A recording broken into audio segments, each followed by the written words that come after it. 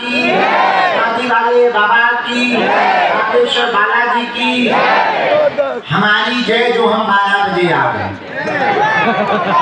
नहीं 12 बजे के पहले ही आ गए।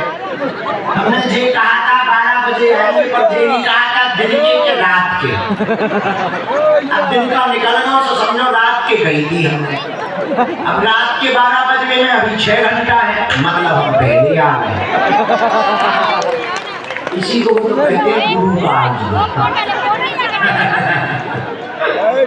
कल जो है लेकर रात तक तो आदिवासी जनजागरण सम्मेलन था। फिर कल ही सम्मेलन से फ्री है तो सामने गर्दी लगाई। फिर प्रशासन की बैठक की, उनको मिले नीचे कल, लेकिन तो जा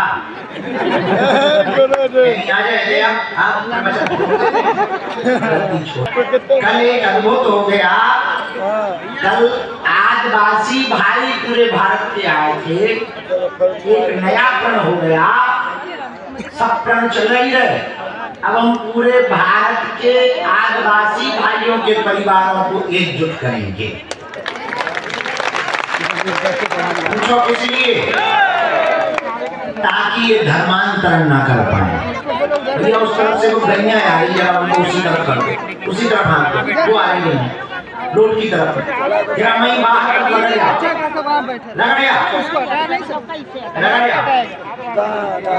कितने घंटे बैठे तो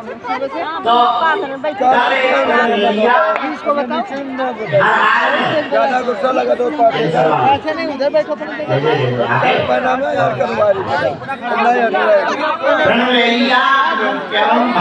में धर्मांतरण नहीं होने देंगे। पूरे भारत के आदिवासियों को इकट्ठा करके संगठन बनाएंगे। गांव-गांव में धर्मांतरण को रोकने के लिए कॉलोनी में एक हनुमान चालीसा मंडल बागेश्वर धाम का बनाया जाएगा, जो धर्मांतरण करने वाले पास्टर आस्टर के खिलाफ अभियान चलाया जाएगा। क्योंकि ये देश राम का है, नगवर का है। नाम पूछना है उनसे भैया बस। ना वालों का है, ना केंद्र वालों का है। हमने नाम किसी का नहीं, FIR नहीं बनती। नाम ही नहीं लिया केंद्र, तो हमारे यहाँ बर्थडे में भी चलाया जाता। क्या करो? कल उसी संकल्प में लग गए। देखो भैया, हमें दरबार तो लगाने हैं, तुम्हारी विपदा भी मिटाऊंगे, पर मैं देश की विपदा भी मिटाऊंगा।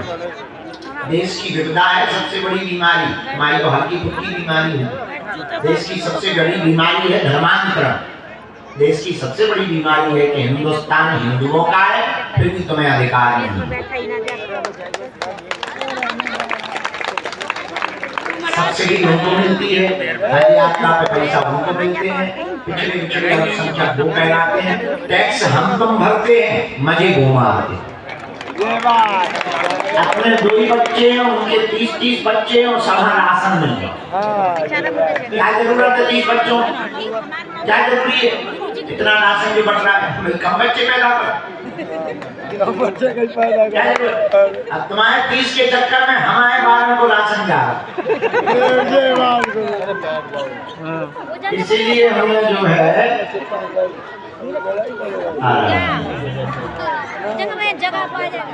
अच्छा मैं आज संघार कर दे, आज धरती फाड़ दे, आज ढूंचा लिया है बंगाल की काली, आज छाती फाड़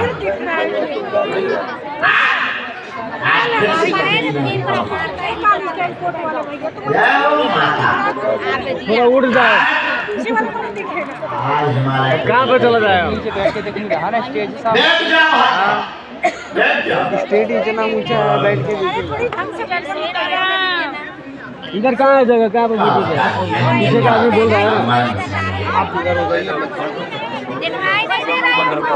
रामचंद्र भगवान की इन कामों के कारण भैया हमें देरी हो गई, so I am very very sorry. पर एक बात बोले, यहाँ प्रचार की महिमा नहीं है, यहाँ हमारी महिमा है। ये भी जरूरी नहीं है कि तुम हमें मिलो, जरूरी सिर्फ इतना है तुम बालाजी को मिलो। ये तो वचन पक्का है कि हम तुम्हें एक दिन जरूर मिले, आई प्रॉमिस यू। ये हमारा वादा है कि हम एक दिन मिले। अब वो कौन दिन मिले जो ना बताए, मैं ये पक्का है। वो कुछ पाने के लिए कुछ खोना तो पड़ता है, बालाजी की कृपा पाने के लिए कुछ खोना नहीं पड़ेगा, तुम्हें बस इनका होना पड़ेगा। तुम इनके हो जाओगे, पुरुषार्थ करोगे, पेशी करोगे, इनके प्रति निष्ठा रखोगे। भैया कली काल में भक्तों की बिगड़ी बनाने के लिए ही ये प्रकट भय है। एक जगह मेहंदी पर बालाजी के रूप में बैठे, दूसरी जगह सालासर बालाजी के रूप में बैठे, तो मध्य प्रदेश के छतरपुर जिले के गड़ा गांव में बागेश्वर बालाजी के रूप में बैठे हैं।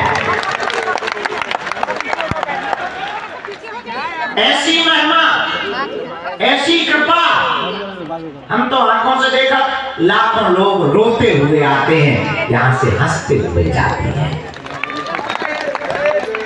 ऐसी दया प्रत्यक्ष श्री बागेश्वर बालाजी हनुमान जी की है।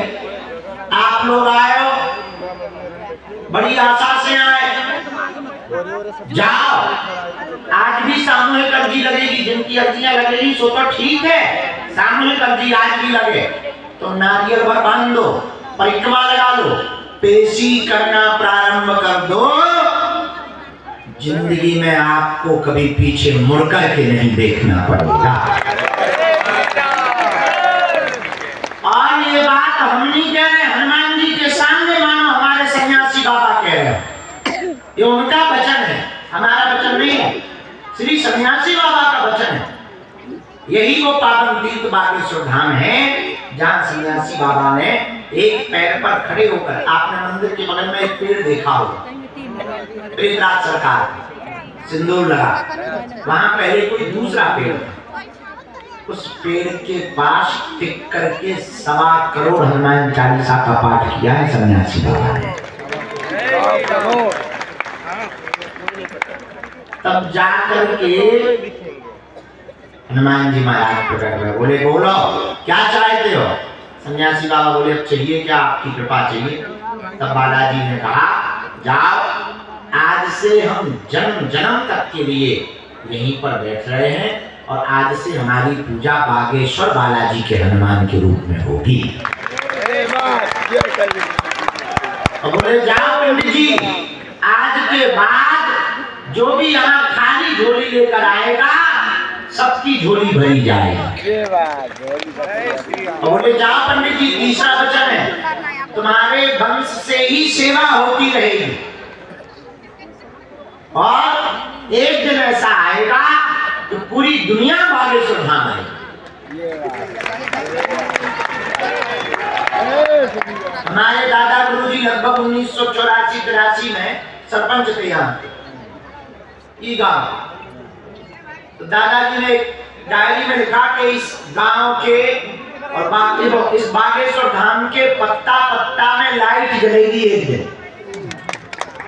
तो गांव वाले हंसने लगे, बड़े उल्लू हो आप, कह रहे हैं कि बागेश्वर धाम के पत्ता पत्ता में लाइट जले, गांव में तक लाइट नहीं है, धाम पे हलवा जलेगी।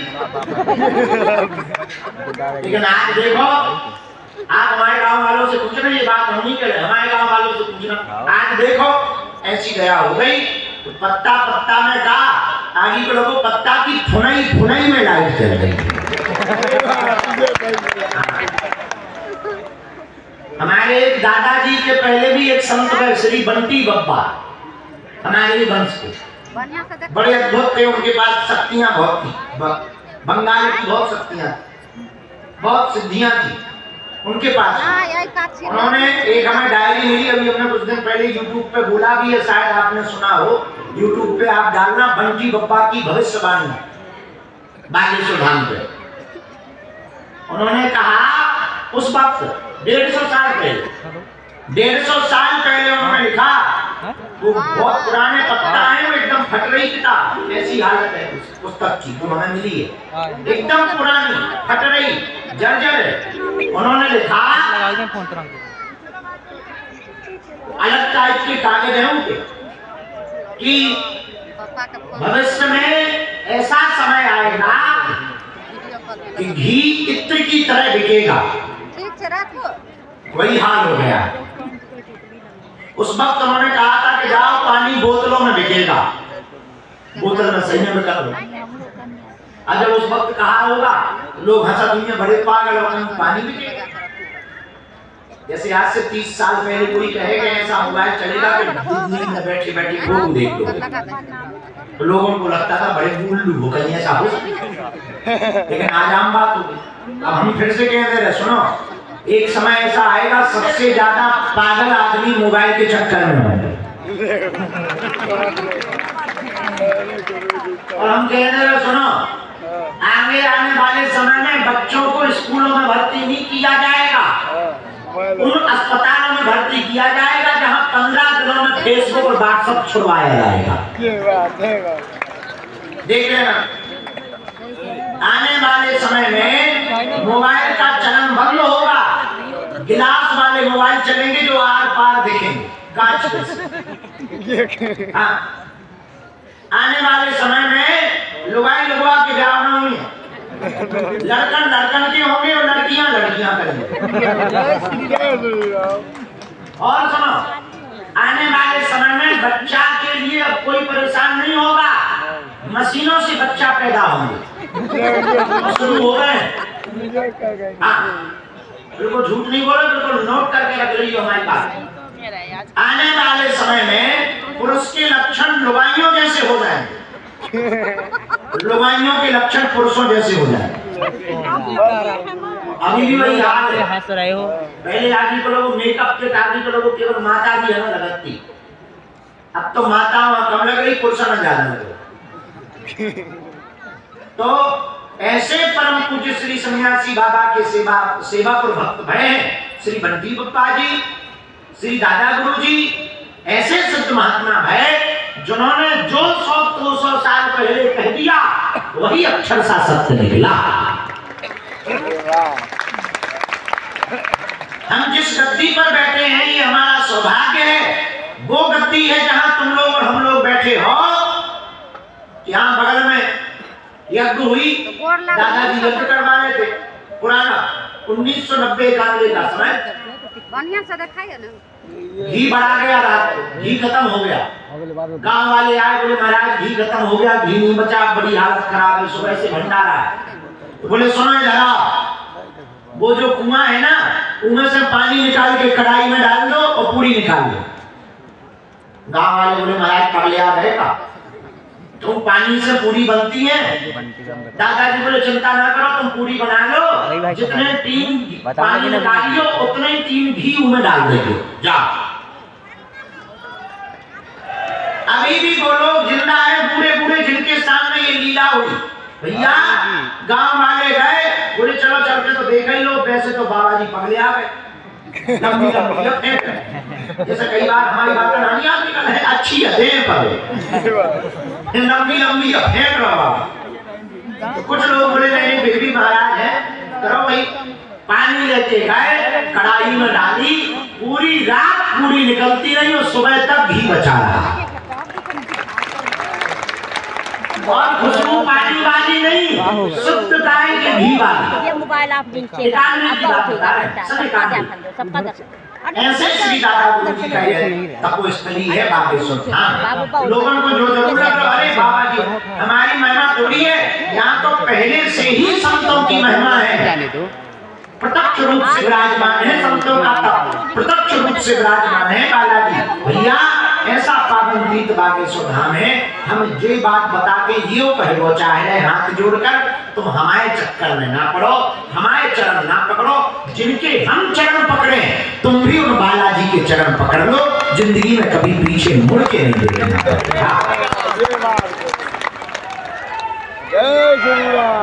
ऐसा पावन तीर्थ है कौन सा? बोलो बोलो बोलो, बागेश्वर धाम। यही वो पावन तीर्थ है जहाँ 6 साल से दोनों टाइम निःशुल्क भंडारा चल रहा। अद्भुत बात ये है, 1 रुपया दक्षिणा मिल जाए तो ठीक, ना मिले तो जय बजरंगबली।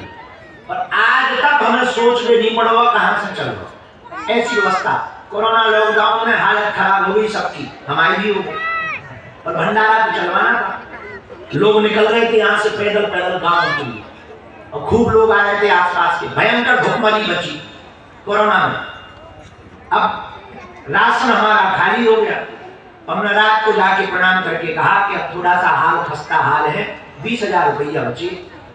अब कथा भी नहीं हो रही लॉकडाउन में, 1 साल से हलवा हो, आदमी मर रहे, कथा को करवाए। स्वभाव में हमारे मांगना है नहीं, क्या मांगना? तो हमने हाथ जोड़ के कहा कि बड़ी आफत हो गई है, कृपा करो। बाद में पता लगा कि किसने भेजा। 2 दिन के अंदर ऐसी बजरंगबली जी ने पूछ घुमाई। रात को 9:30-10 बजे ठेला आया।